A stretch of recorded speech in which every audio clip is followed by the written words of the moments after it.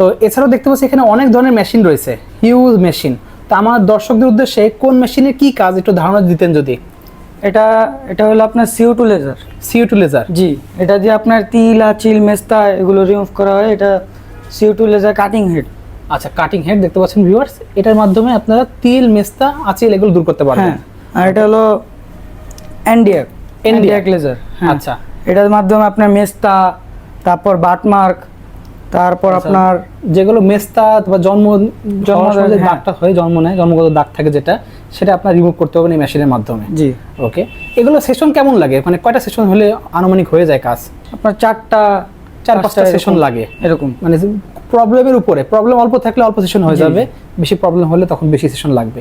এখানে দেখতে পাচ্ছি একটা মেশিন রয়েছে, এটা হলো আপনার হেয়ার রিমুভ। এটা Hair remove? Diode hair remove. আচ্ছা, মানে যে অবাঞ্ছিত যে লোমগুলো আছে সেগুলো রিমুভ করার জন্য এই মেশিনটা দেখতে পাচ্ছেন ভিউয়ার্স। এই মেশিনের মাধ্যমে কিন্তু আপনার অবাঞ্ছিত